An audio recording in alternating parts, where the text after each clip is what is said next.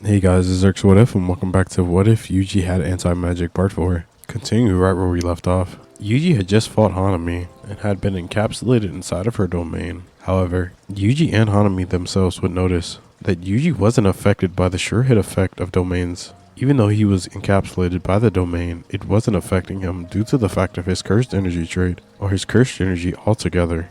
And due to that, Yuji was able to take care of Hanami easily, hitting her with 2 black flashes, exercising the curse almost immediately. By the time the curse was exercised, Gojo would have broken the veil that was over the event.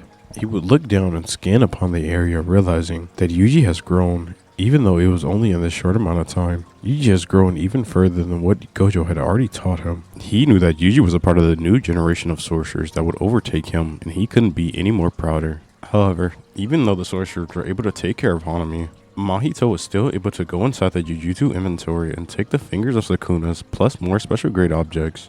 However, at the same time, the curses and Kinjaku had to do nothing but acknowledge Yuji's strength and realize that he was a problem. Maybe not on the same level of Satoru Gojo, however, he was still a problem nonetheless. Kinjaku would note that it was probably due to the cursed object that he had fed him, the same way he fed Sukuna's finger to him. Whatever it was the thing that was giving him his cursed energy trait. He thought it was just some regular cursed object that would give Yuji more cursed energy. However, it turns out it was something much more than that. Another being that was woken out of his slumber due to Yuji consuming one of Sukuna's fingers. This single variable that he didn't account for. However, he wasn't going to let someone like Yuji, or whatever it was that was inside of Yuji, ruin his 1,000-year plan. Things were going to go flawlessly for him. Even though they were down a cursed spirit, he still had plenty of special grade cursed spirits in his arsenal, as well as the special grade objects he had just taken from the Jujutsu inventory. He would then tell Mahito that instead of individually feeding the objects to one person at a time, they were going to merge all 3 objects and feed it to one person. He wants Mahito to transfigure the body so they wouldn't die in the process.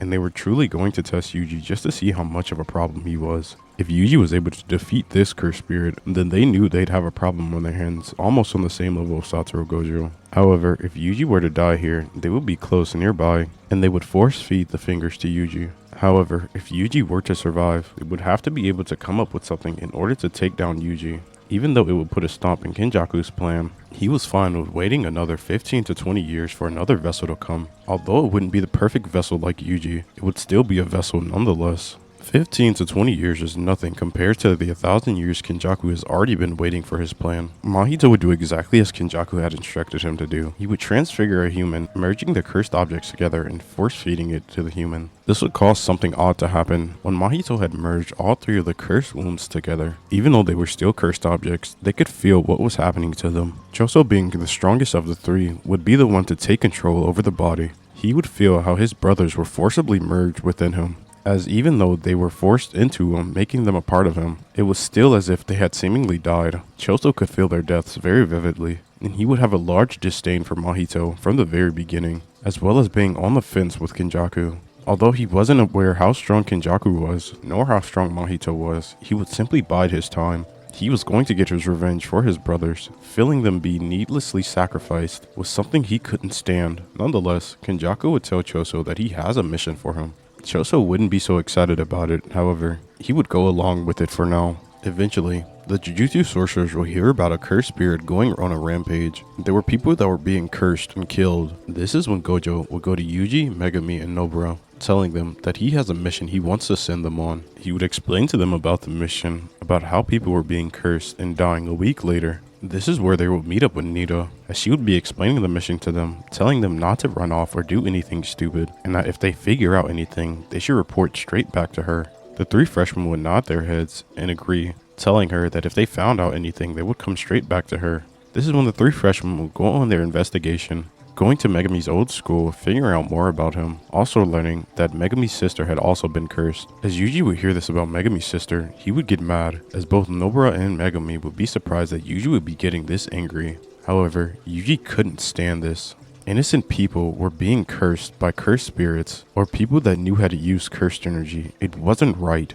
Innocent people were always affected by something a cursed spirit does or a cursed user does. Yuji would make a vow to himself that he will take care of every single cursed spirit, even if it kills him. He knows as a Jujutsu sorcerer, it's his sole purpose to take care of cursed spirits and cursed users, and he will do exactly that. no matter what it takes.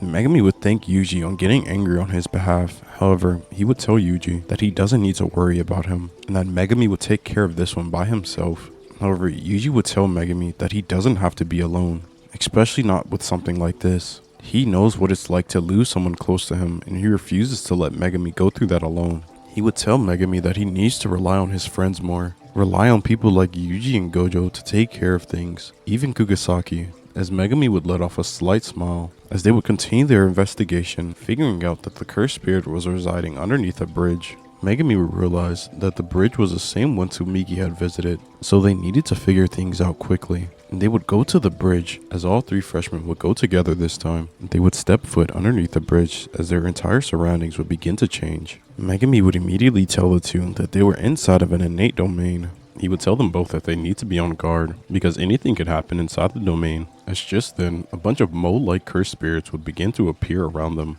As Yuji, without hesitation, would immediately summon his grimoire, as it would spit out a blade for him. It would be the Cursed Slayer sword, as Yuji would wield the blade with two hands, rushing in immediately. The first wave of mole-like cursed spirits to come out would be immediately cut through, as Megami would summon Divine Dog Totality, helping Yuji take care of majority of the cursed spirits as well. This is when Nobara would tell the two to step aside, as she would launch a nail straight towards one of the cursed spirits, hitting it directly in the head.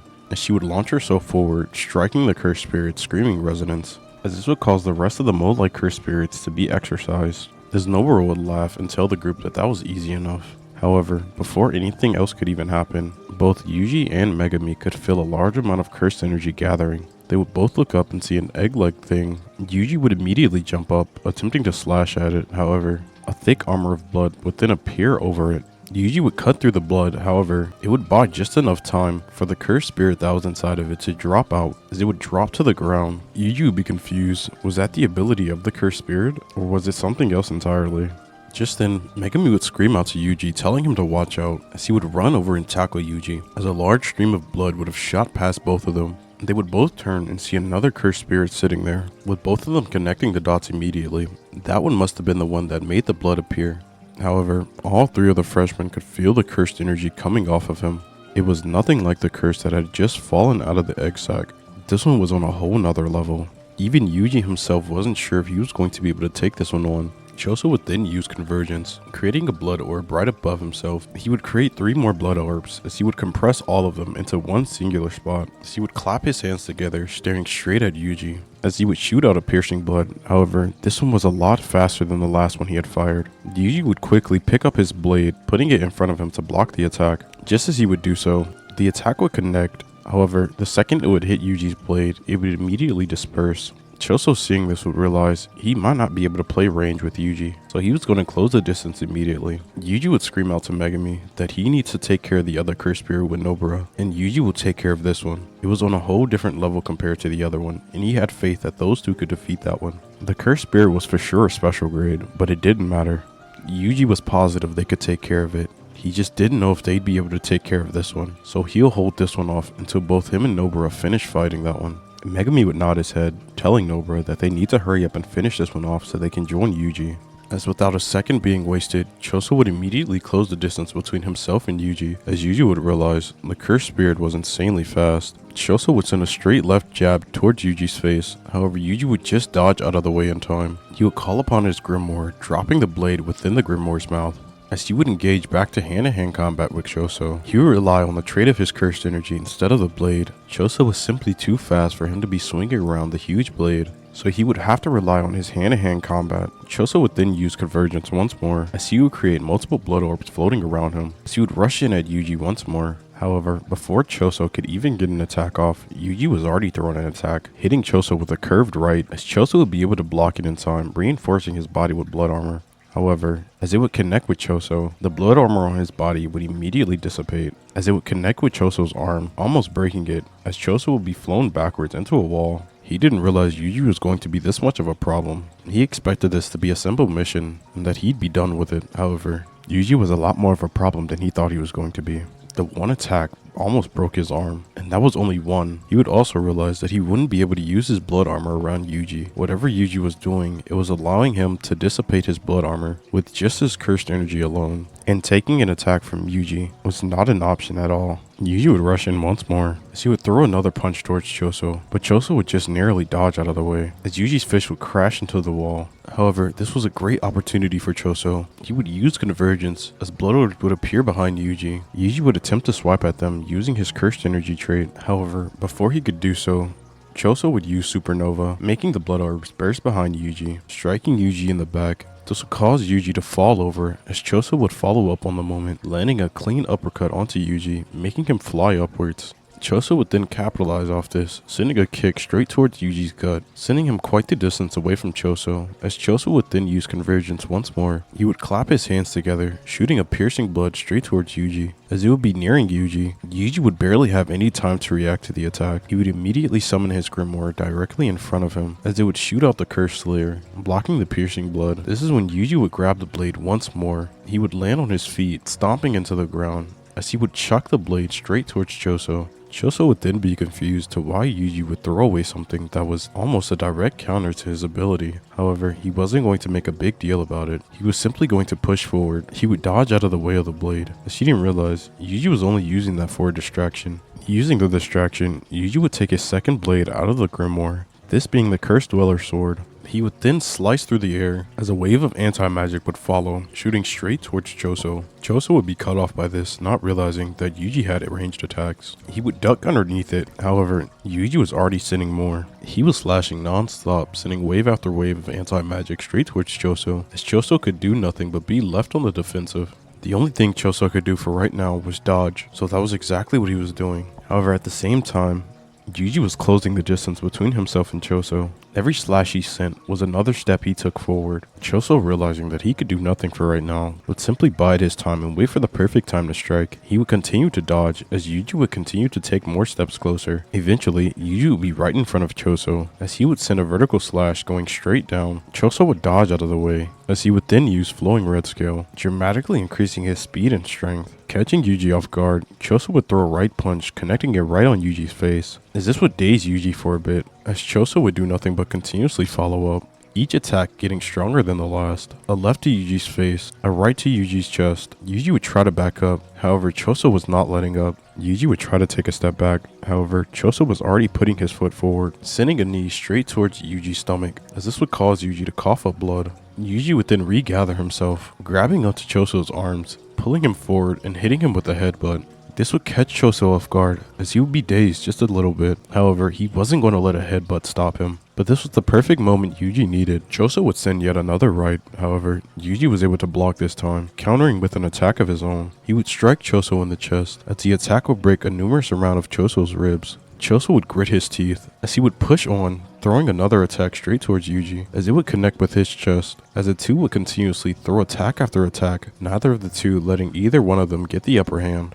It would be pretty much a stalemate, until eventually, Choso would have enough. He would use convergence, creating blood orbs once again behind him. However, Yuji was already 2 steps ahead of him this time. He would use the grimoire to shoot his blade out, dispersing the blood orbs that were created, as the book would then swallow up the blade once more, waiting to be summoned by Yuji once again. Yuji didn't realize, but that was simply a distraction from Choso, giving enough time for Choso to be able to use Flowing Red Scale stack, as it would increase Choso's speed and strength even more, causing Choso to finally get the upper hand once more. He would strike Yuji over and over, hitting him with a devastating combo and not letting up. He would tell Yuji that he had a mission to complete and he wasn't going to stop. He couldn't die, not just yet. There was someone he needed to kill and he needed to get stronger to do so. So unfortunately, Yuji would have to die in order for Choso to gain even more strength. Choso would continue his devastating combo, landing blow after blow on Yuji, as Choso would strike Yuji in the chest, sending him backwards, making him crash into a wall.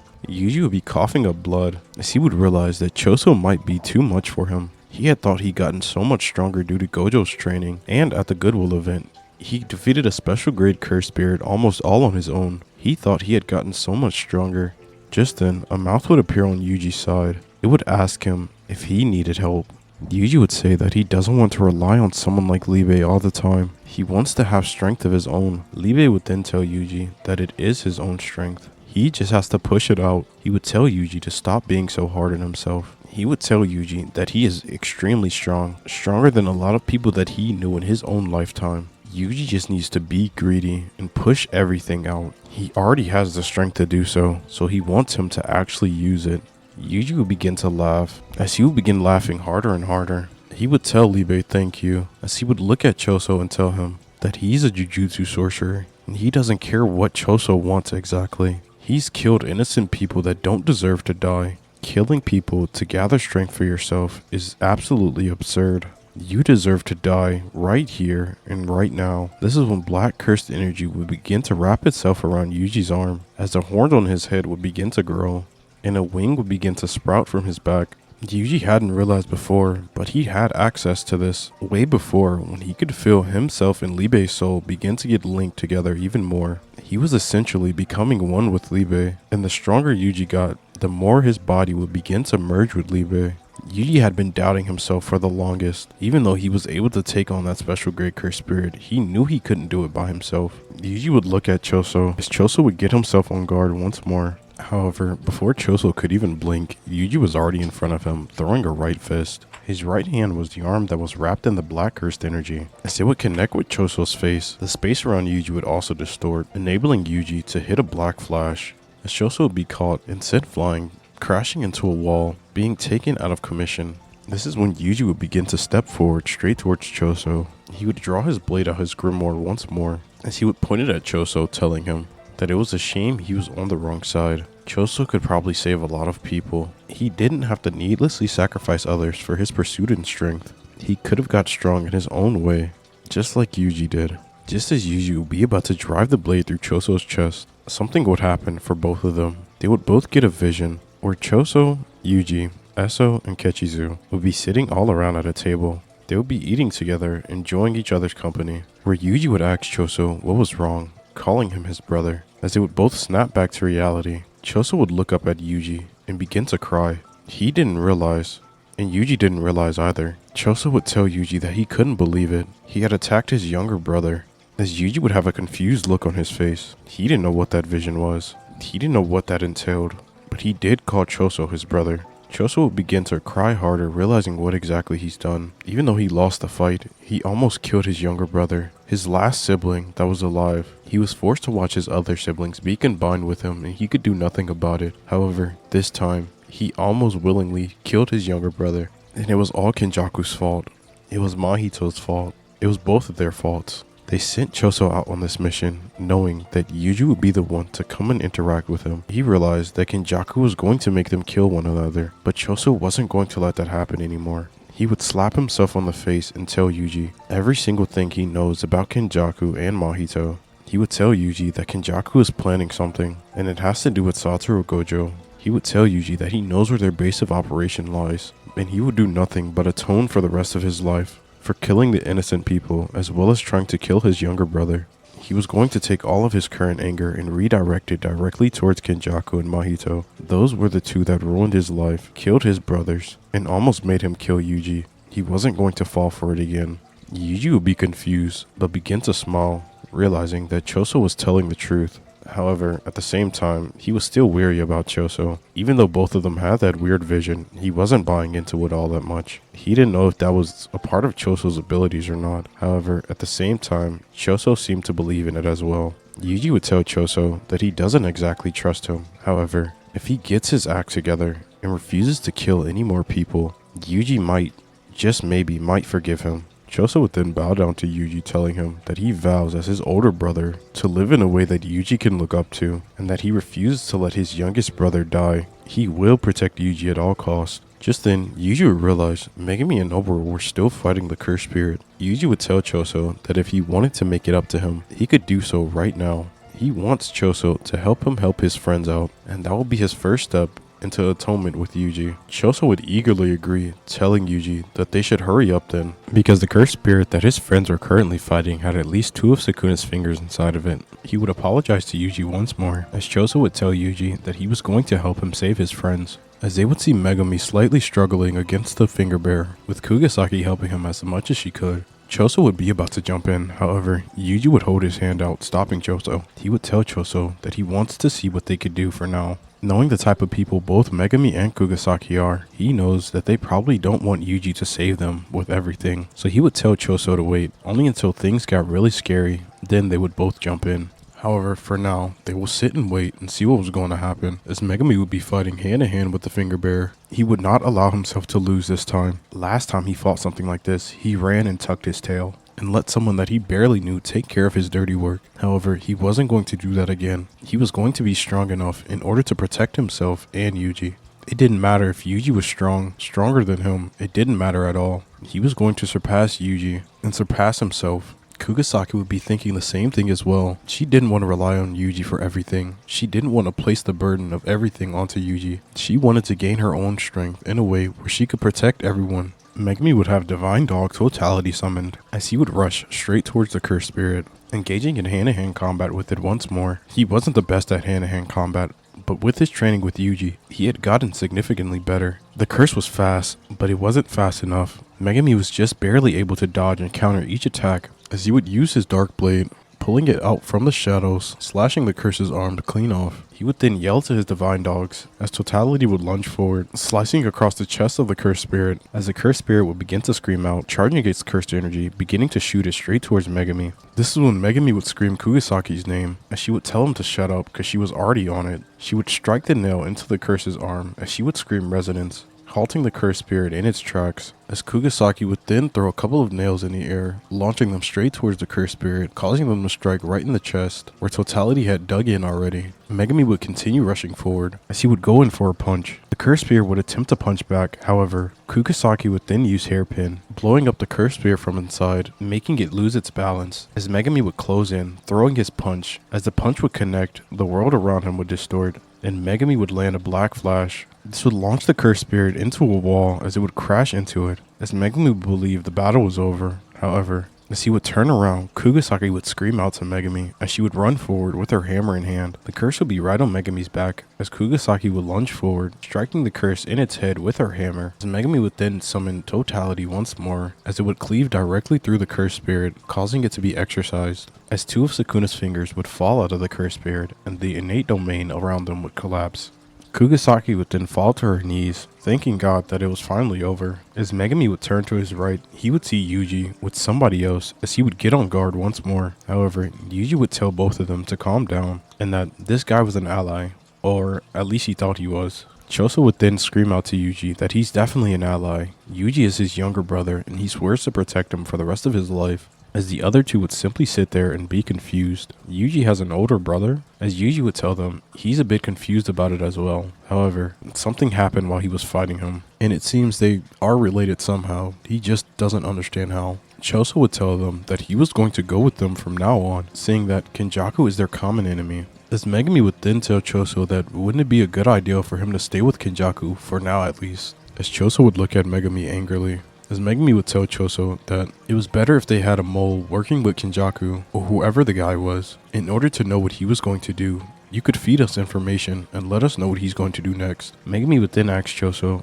if he could tell him everything he knew about the guy, as Choso would tell Megami and the rest of them that he didn't know much about Kinjaku. However, the guy had stitches on his forehead, and it would seem he was planning something that has to do with Satoru Gojo. The only thing Choso really knows is that Yuji is a variable in Kinjaku's plan, because Kinjaku did not expect Yuji to get as strong as he's gotten. However, that's all Choso knows. Megami would sigh, realizing that they had a lot ahead of them. They didn't know what they were going to be able to do next. They didn't know who exactly this Kinjaku guy was. However, they would have to figure it out. He would tell Yuji and Kugasaki that they would need to go back to the Jujutsu high school, and he would tell Choso to go back with Kinjaku, even if he didn't like him, only for now. As Yuji would agree with Megami, telling Choso that it was the best idea that they had for now. They would meet up again later, where they could disclose information. As Choso would smile, telling Yuji that he would do anything for his little brother. He would then look to Megami and tell Megami that he's only doing this because Yuji told him to, not because he did. As Megami would have a dumbfounded look on his face, telling Choso whatever.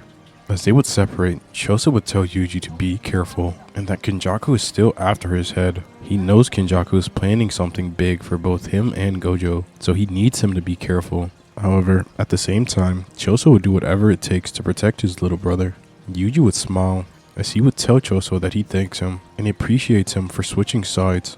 They were going to take down this Kinjaku guy and figure everything out from there. As they would return to the school, the three freshmen would turn in their mission as it would be heard that Yuji had defeated yet another special great curse spirit. However, this time it was by himself, and both Megami and Kugisaki together had defeated a special great curse spirit as well. This would shock Gojo as well as the principal, as Gojo would laugh again, realizing that he was correct, and it's not even just Yuji. All three of his freshmen have immense potential, and he was going to make sure they crack through every last one of their barriers. However, at the same time, Yuji would ask if he could talk to Gojo alone for a little bit. As Gojo would agree, he would pull Yuji to the side.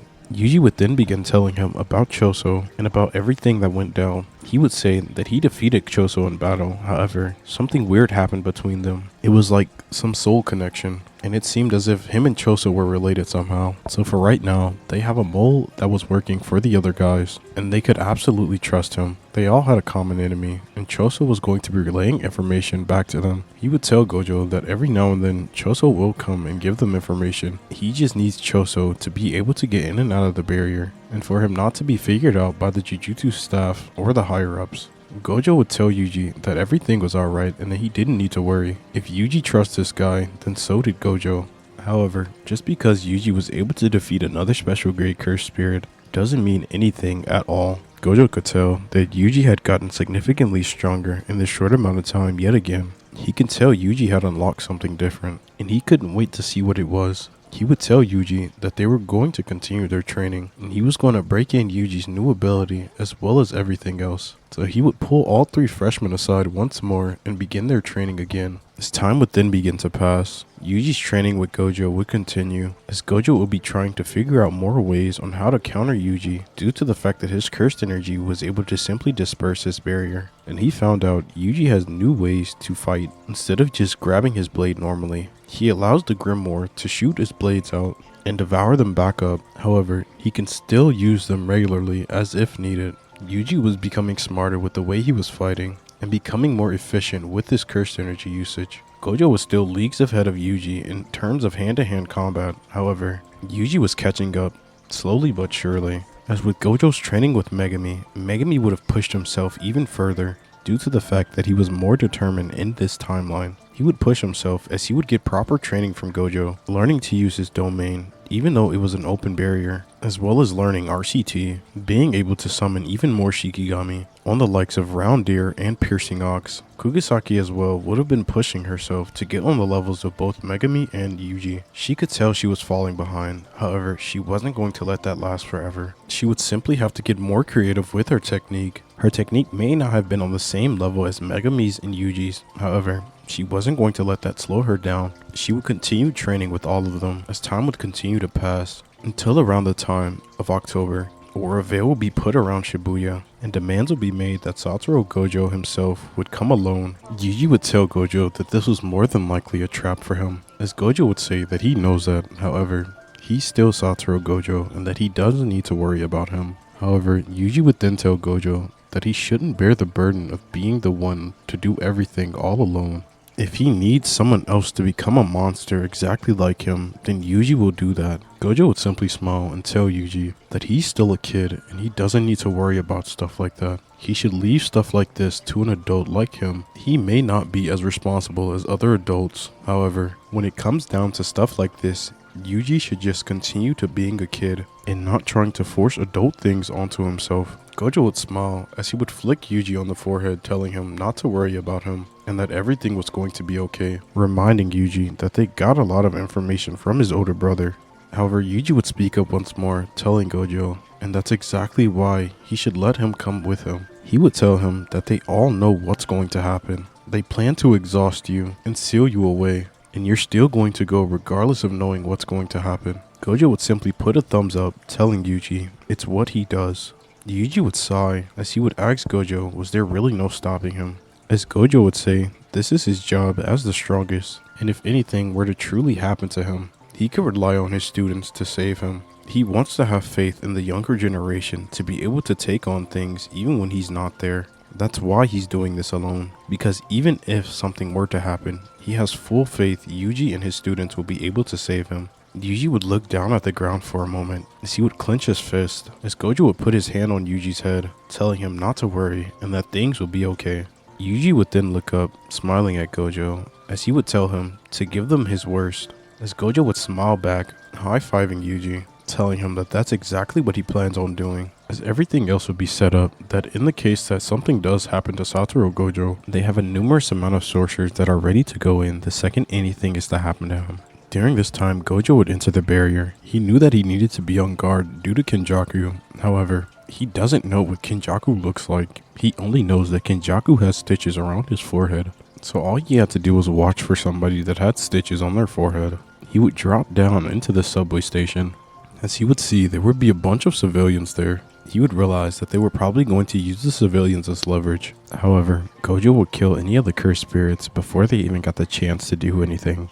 This is when Jogo, Mahito, Choso, and a couple of special grade cursed spirits would then appear before Gojo. Gojo would then laugh, asking the cursed spirits if they were really so bold enough to corner Gojo like this, as Jogo would yell out that he wasn't all that, as Gojo would laugh and ask Jogo if he recalls what happened the last time the two of them fought each other, as Jogo would snarl, telling Gojo that it was simply a fluke and it won't happen again. As Gojo would then begin fighting the cursed spirits, Choso would try his best to make it seem like he was fighting along with them, as things would go pretty much as regular, where Gojo would kill a couple of the special grade cursed spirits, and this is where Mahito would bring all the transfigured humans over, in order to push Gojo to his absolute limits, bringing the thousands of transfigured humans over to distract Gojo, as Gojo will be forced to pop his 0.2 second domain, killing all 1000 of the transfigured humans, being left out of breath completely. However, just then, the prism robe would appear behind Gojo, as he would turn around. He would be confused, looking at the object, staring at it, wondering what it was. Just then, he would be about to back up, as once again from behind him, a voice would speak up, telling him hello. As Gojo would turn around, he would look at the face, seeing his best friend once more. However, he saw the scars on his forehead. He immediately knew that it wasn't his best friend. However, his own body was fighting that thought. He wanted it to be his best friend so badly. However, he knew it wasn't Geto. He had killed Geto a while ago. As Kinjaku would speak up once more, asking Gojo what the problem was. As Gojo would stutter on his words for a second, as Choso would then be about to scream out, trying to break Gojo from his trance. However, before Choso was able to say anything, Jogo would shoot out a lava plume straight towards Choso, calling him a traitor. As unfortunately, there would be just enough time to where Kinjaku would be able to open the prison realm and encapsulate Gojo inside of it.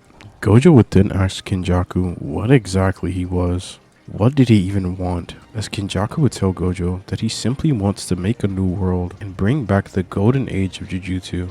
He was going to revive Sukuna and make sure the golden age of Jujutsu sorcery would prevail. Gojo would then begin to laugh, as he would tell Kinjaku that he's an idiot for thinking that things are going to go the way that he wanted them to go. Gojo would then tell Kinjaku that he doesn't realize it, but Yuji is a lot stronger than he thinks he is.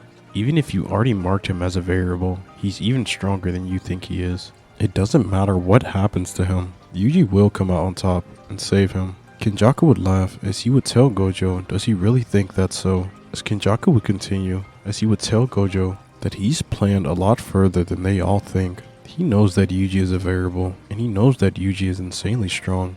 However, today is the day that Sukuna will wake up, and he promises that. As Gojo will be properly sealed inside of the prison realm, Kinjaku would laugh, realizing that now it's time to move on to phase 2 of his plan. With Satoru Gojo sealed, his next objective was going to be to subdue Yuji Itadori. Even if he had to do it himself, he was going to force feed Yuji all of the fingers that he had. Currently, all he knew was that Yuji Itadori only had 2 fingers currently residing inside of him. He knows the Jujutsu sorcerers have 2 more fingers, due to him sending that special grey cursed spirit after them. But currently, at the moment, Kinjaku has 13 fingers in his possession. He's going to subdue Yuji and force all 13 fingers down his throat, awakening Sukuna, and launching his plan, attempting to create a binding vow with Sukuna. However, the only downside to this is that Yuji is insanely powerful, and with just cursed energy alone, Yuji could probably defeat most of his special grade cursed spirits. So he would have to do something different instead. He guesses he's going to have to face Yuji himself directly. while keeping all the other sorcerers preoccupied. He would then call on to somebody. It would be someone with white hair. He would tell them that if they wanted Sukuna to be awakened once more, they would have to help him in subduing Yuji Itadori, which they would eagerly agree on. This person, of course, being Urarame. However, just then, Jogo would be seen dragging Choso directly towards Kinjaku, where Jogo would tell Kinjaku that they seemed to have a rat in their midst. Kinjaku would turn around and tell Jogo that he knew the entire time. He was just entertaining them. He wanted them to have some slight glimmer of hope, but it was all for nothing anyway. Jogo would then ask Kinjaku what he wants to do with Choso, as he would say that he has a few ideas. However, just bring him along for now. He would also tell Jogo that he needs his help in subduing Yuji Itadori, as he would tell Mahito that he can go on a rampage for a while so he can distract the other sorcerers, and he'll send a couple more special grade cursed spirits out in the wild. Their entire objective right now was to simply subdue Yuji Itadori. They should only let Kinjaku and Urarame fight Yuji directly, while the other guys fought from range, because he cannot afford to lose any more of his cursed spirits. Cutting to where Yuji was, he would be taking out a bunch of cursed spirits and transfigured humans, saving as many people as he could. Being in a team with Megami and Ino, their entire job was to break the barrier so they could go further into Shibuya to try to see where Satoru Gojo was. They had already been informed by Mekamaru that Gojo Satoru had been sealed. This would have hurt Yuji, because he told Gojo not to go. Even though Gojo said he has faith in him to save him, it was still risky for him to go in the first place. He never wanted his teacher to take the burden of being the strongest by himself. He gained insight on that from being strong himself. Prior to this, him and Megami had been sent on various solo missions due to them being stronger. He realized that being strong comes at a cost. However, he didn't want that to affect anyone, and he realized what Gojo Satoru was going through. He may not have known what was going on exactly, but he was pretty keen on everything. As they would get to the edge of the barrier, Yuji would say that they don't need to worry, he'll take care of it. As he would pour his cursed energy in his hand, he would simply touch the barrier, as it would begin to crack and completely shatter.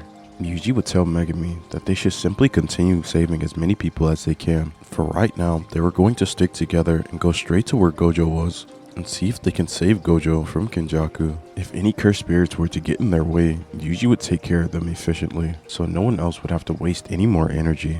Megami would agree. As they would head further into Shibuya, they would continue taking out cursed spirits and saving as many people as they can, until eventually, someone would drop down in front of them. Both Yuji and Megami would get on guard. Neither Yuji or Megami realized that due to the barrier breaking earlier, Ogami would have used her grandson as a vessel to summon Toji, with Toji killing her and going after the strongest person there, which effectively would be Yuji Itadori. He would land directly in front of Megami and Yuji, as the entire vibe of the battlefield would change.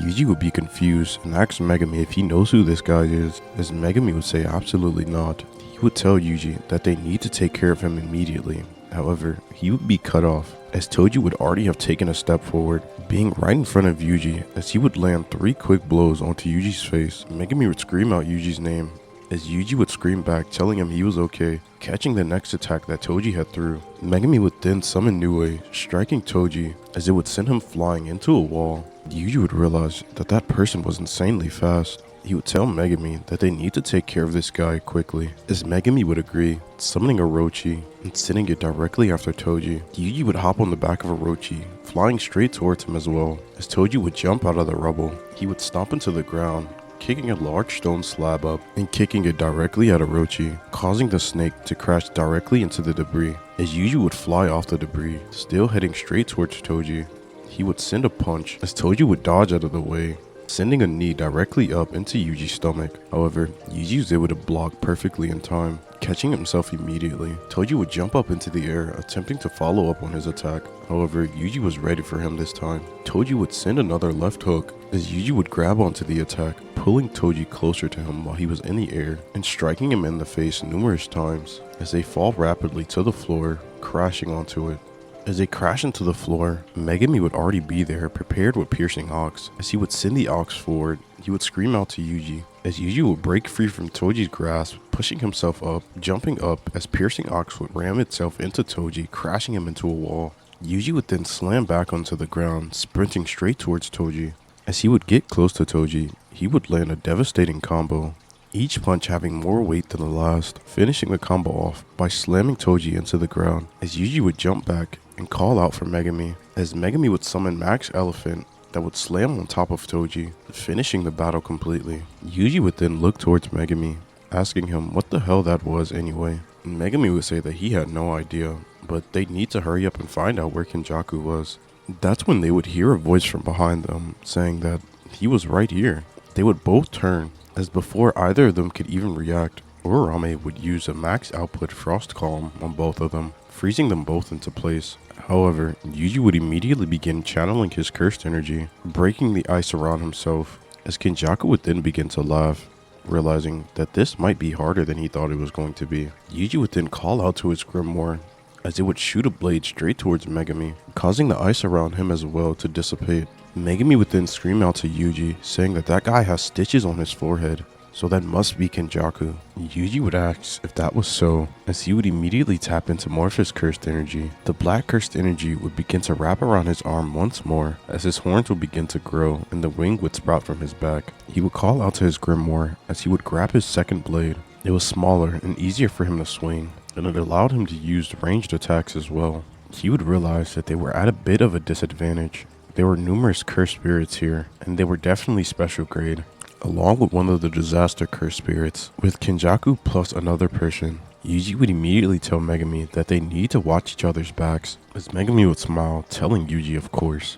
This is when Kinjaku would tell his special grade cursed spirits to go ahead, as they would immediately rush in, attempting to kill Yuji and Megami. However, Megami would then drop into Yuji's shadow, as Yuji would rush forward, using his blade, slicing both cursed spirits clean in half, as Jogo would then appear behind Yuji, using his Ember Insects, as Yuji would call out to his Grimoire, as the Grimoire would shoot out a blade, slicing the Ember Insects, following the blade, gobbling it back up. Yuji would then twist his body around, sending slashes straight towards Jogo. However, Urarame would use Ice Formation, blocking the slashes, as Yuji would kiss his teeth. This would allow Jogo to get space in between himself and Yuji, as he would appear before Yuji, kicking him in the stomach. However, at the same time, Megami would reappear from out of Yuji's shadow, uppercutting Jogo, summoning Nue, causing it to crash into Jogo, as he would then summon Orochi, sending it towards Yuji to grab him, as Yuji would grab onto Orochi, as Megami would swing Orochi back around, going straight towards Jogo once more. Yuji would launch himself off Orochi, attempting to pierce straight through Jogo. However, Kinjaku would simply laugh, saying that he didn't realize he needed to use this so early. He would then use his gravity technique reversal, slamming Yuji down into the ground, as Megami would call out for Yuji. This is when Megami would summon Rabbit Escape, flooding the battlefield with rabbits, and making them rush straight towards Kinjaku, as Urarame would begin using their Frost Calm once more. However, it was simply a distraction. Megami would have also summoned Piercing Ox, as it would ram straight forward, attempting to crash directly into Kinjaku. Catching both Urarame and Kinjaku off guard, Urarame would attempt to block the Ox with her Ice Formation. However, it would crash right through the ice, going straight for Kinjaku, as Kinjaku would be forced to move out of the way, giving Yuji time to be able to move once more, as Yuji would immediately get up, backing up, attempting to regroup with Megami once more. Kinjaku would then laugh. He didn't realize the 10 Shadow Sorcerer was actually this strong. It would seem they might need to take him out first. He would then tell Jogo that he needs to focus on the 10 Shadows user, and that him and Urarame will deal with Yuji. It was a bad matchup, sure, but he doesn't think Yuji will be able to take the both of them on at the same time, and he still has plenty of cursed spirits at his disposal. Yuji would then scream out to Megami, saying that they can't be separated, as Megami would kiss his teeth, saying that he already knows that. Megami would then slide himself into Yuji's shadow once more. Yuji would then take this brief opportunity, using his Grimoire to exchange the blades. He would then use this opportunity to try to close the distance between himself and Kinjaku. Kinjaku was the mastermind behind all of this, so if Kinjaku went down, then the others would not know what to do. However, Jogo was already 2 steps ahead, planting volcanic plumes directly in front of Yuji. Yuji would just barely have time to react, as lava would shoot out of them. Yuji would use the flat side of his blade to block the attack. However, Jogo would then appear behind Yuji, kicking him in the back, as Urarame would follow up, using Frost Calm once more. However, inside of Yuji's shadow, Megami would then use Orochi, bringing himself and Orochi out of the shadow, grabbing Yuji, pulling them straight up into the air. Kinjaku would then summon a couple of Grade 1 flying cursed spirits, sending them straight towards Yuji, as Jogo would jump up there as well, beginning to run up the back of Orochi. Yuji would then call onto his grimoire as it would send slashes towards the flying cursed spirits. As Megami would then begin summoning Nue, sending it straight towards Jogo. However, Jogo would simply send his Ember Insects towards the Shikigami, blowing it up, causing it to be forcefully desummoned. As Jogo would find himself directly in front of Megami, Jogo would be about to shoot off a wave of lava. However, before he could do anything, Yuji would have already spun around, slamming Jogo on the top of his head with the flat side of his blade, making Jogo crash back into the ground. As Megami would then summon Max Elephant, jumping on the back of it, crashing his way back down onto Jogo. And this was the opportunity that Kinjaku was looking for. He had finally separated Megami and Yuji, as he would focus a small Uzumaki in his hands, rushing straight towards Megami, as Yuji would call out to Megami as he was still falling from the air. Megami would turn around. However, Orame would have used Frost Calm on him, as Kinjaku would shoot the Uzumaki straight towards Megami, as it would pierce him straight through his stomach, causing Megami to cough up blood. Yuji would finally crash down onto the ground, rushing straight towards Megami, as he would call out to his grimoire to send slashes straight towards Megami, as it would slice the ice, allowing Megami to move his hands once more. However, Kinjaku wasn't going to let Megami use another hand sign. He would use his gravity technique reversal on Megami, crushing him into the ground, as Yuji would find himself behind Kinjaku, sending a horizontal slash, as Kinjaku would simply jump over the blade, telling Yuji that he was incredibly weak. He would send a kick straight towards Yuji's face, as Orame would use Frost Calm once more, encapsulating Yuji in an ice formation. Yuji would expand his cursed energy, making the ice melt. However, Urami was already using Ice Fall, as it would slam onto Yuji before he had the chance to block, stabbing him in numerous parts of his body. This wasn't looking good at all. They had the upper hand for a moment, but now things were looking terrible. Kinjaku would then use his reversal gravity technique on Yuji, crushing him into the ground. However, Yuji would expand his cursed energy once more, dissipating the effect of the gravity. As he would bring himself up to a knee, Kinjaku would begin laughing. He would tell Yuji that he couldn't believe that he thought someone like him was actually a problem. He guesses he worried for no reason. With Jogo, Urame, and Kinjaku focusing on Yuji, none of them realized that Megami was pushing himself up, being able to force his hands, making hand signs to summon Round Deer. He would use it to heal himself and fall into his own shadow. Appearing right below all three of them, he would summon Orochi once more, shooting himself through the ground. He would then jump over to Yuji, using Round Deer once more, as he would heal Yuji. However, killing himself and Yuji would take a lot out of him, and he wasn't able to heal Yuji as efficiently as he was able to heal himself. He would look towards Yuji and tell him that he was running low on steam. Using all of these big moves to try to survive wasn't part of his fighting style. It's hard for him to keep up with Yuji, as Yuji would apologize. However, he would tell Megami that it was alright and that he needs to escape right now. Megami would then shake his head, saying that he wasn't going to leave Yuji behind, and that he needs to stop trying to look so cool. Kinjaku would then appear behind both of them once more, saying that it was probably best that he did leave actually. Yuji would twist his body around, attempting to slash at Kinjaku. However, Kinjaku would grab the blade, but something weird would happen to Kinjaku. His cursed energy would begin to rapidly pour into the blade, as he would immediately take his hand off of it, kicking Yuji in the face, sending him backwards once more. This is when Megami would attempt to summon a Shikigami. However, Kinjaku was already grabbing his hands, hitting him in his face, and beginning to hit him with a combo, striking him over and over, finishing the combo by kicking Megami in the stomach, sending him across the battlefield. As Kinjaku would look at Yuji and begin laughing, saying that they finally got that one out of commission. Now it's just you and us. Yuji would be slowly getting up, as he still had internal damage. Kinjaku would then slowly walk over to Yuji, summoning numerous lower grade cursed spirits, as he would send them towards Yuji.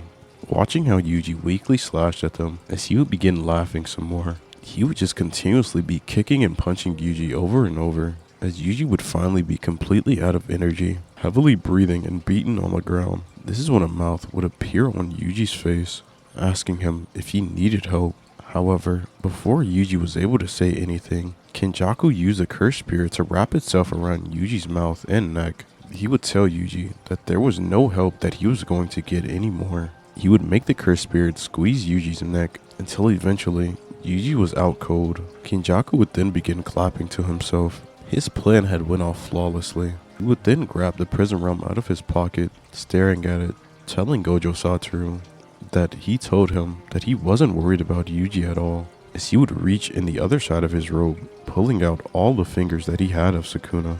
13 fingers, and he was going to feed every last one of them to Yuji. He would forcefully open Yuji's mouth, shoving all 13 fingers down, as Yuji's body would begin to react violently.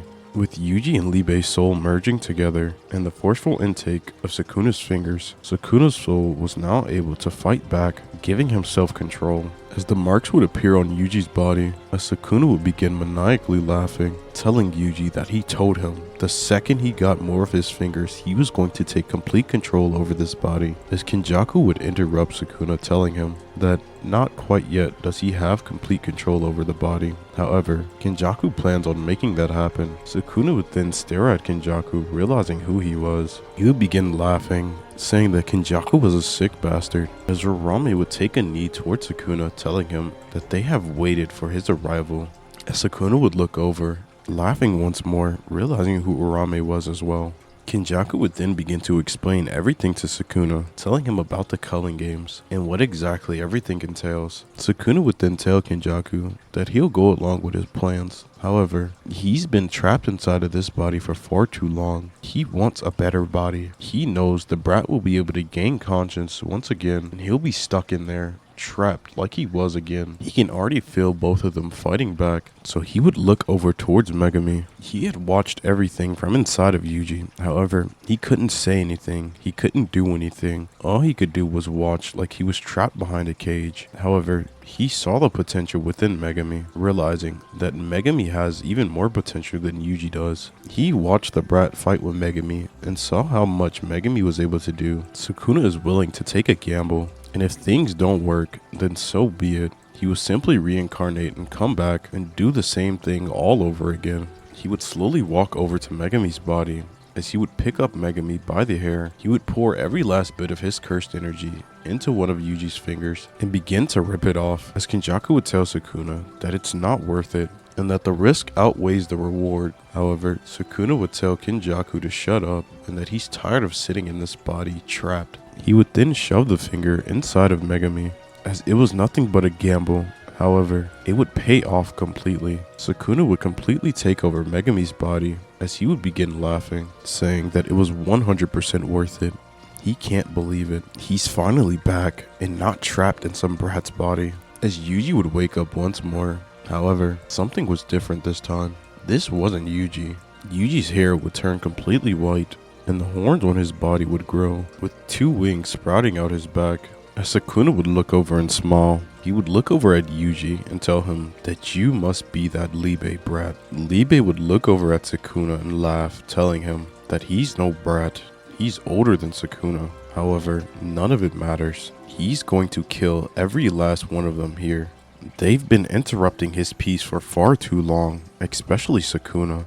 He would then talk to himself, saying that he was only going to show Yuji this once, so he'd better watch. Sukuna would begin laughing, as he would say that he doesn't have time to sit and wait around for someone to attack. He would send a dismantle towards Libei. However, it would simply fall short, disappearing right before he had touched Libei. Before anybody else had the chance to think, Libei would appear before Urame, grabbing their face, as he would take this opportunity, slamming Urame into the ground. Kinjaku would attempt to use his gravity technique reversal on Libei. However, it would have 0 effect on him, as Libei would then pull out his Cursed Dweller sword, sending slashes straight towards Kinjaku, moving his hand so fast that Kinjaku would barely have any time to react. Sukuna would then smile, realizing that this was going to be fun. His first actual fight in 1,000 years, although he would realize that his cursed output was low, due to Megami fighting back from inside. However, this was still a good warm-up for him. Both bodies were incredibly weak, so Sukuna was finally going to settle this score on who was stronger. He would get himself into a fighting stance. Libei would do the same, drawing his blade and entering a stance. Kinjaku would say that this was stupid and would tell Sukuna that they need to leave and that they have everything they came for. However, Sukuna wasn't buying any of it. He had been trapped inside this guy's body for the longest, and he was going to finally put him in his place. If Kinjaku didn't want to stick around, then he could tuck his tail like the coward he is. However, Sukuna was not going to let this opportunity go away. Today was the day that he would show his superiority over Libei. Being trapped inside someone's soul like that was aggravating. After finally gaining his freedom 1,000 years later, he was forced to sit behind and watch as Libe and Yuji did everything, and he refuses to let that feeling go away. He's going to do exactly as he said before. He's going to carve Libe away until he's nothing but a pile of blood on the floor. As Libe would say the same thing to Sukuna, he doesn't know how someone like him exists in this world. Someone only here to bring about chaos and violence. Curses like him need to be put down. There's no reason for someone like him to exist in this world. So Libe is going to cut him down a few pegs until he ceases to exist. And I think that's where I'm going to end it off here. Sorry about the cliffhanger, but I gotta get the other one out and released. So yes, and I know it's not exactly an hour, but it's close enough. But yes, again, sorry for the wait. Thank you for listening, and I will start working on the other What If immediately. And yes, thank you. Peace.